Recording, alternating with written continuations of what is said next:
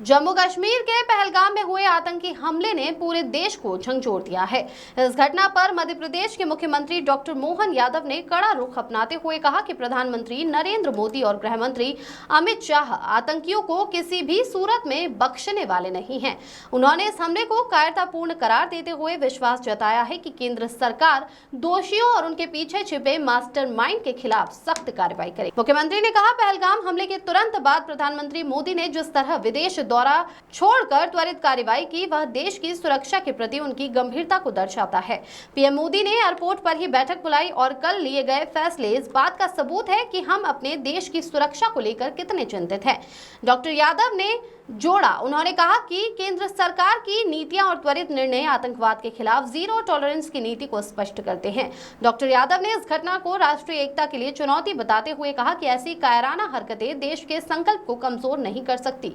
उन्होंने देशवासियों से एकजुट रहने की अपील की है और कहा है कि पीएम मोदी और गृह मंत्री शाह के नेतृत्व में भारत आतंकवाद को जड़ से उखाड़ फेंकेगा। सीएम ने विश्वास जताया कि केंद्र सरकार जल्द ही इस हमले के दोषियों को सजा दिलाएगी। इस बयान ने प्रदेश में लोगों के बीच सुरक्षा और एकता का संदेश मजबूत किया है।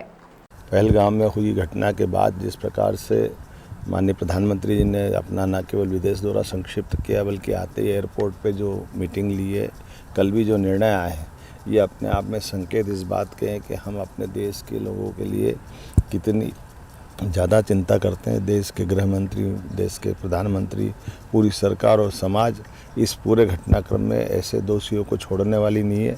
और उसी के सिलसिले में यशस्वी प्रधानमंत्री ने कल जो अपनी उच्च स्तरीय बैठक में निर्णय लिए, जिसमें जल बंटवारे का जो सिंधु नदी के जल का हिस्सा है उसको कैंसिल करने का काम, या हमारे राजनयिकों के स्तर पर संदेश देने का काम, एक एक कदम इस प्रकार से उठाया गया है जो हमारे देश के स्वाभिमान को बढ़ाता है।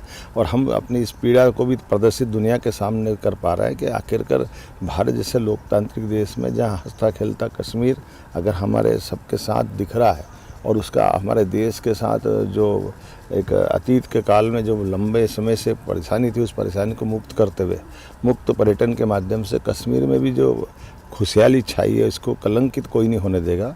हम सब देशवासी और मध्य प्रदेश भी माननीय प्रधानमंत्री के उस विश्वास के साथ खड़ा दिखाई देगा जहाँ जहाँ प्रधानमंत्री हमसे अपेक्षा करेंगे।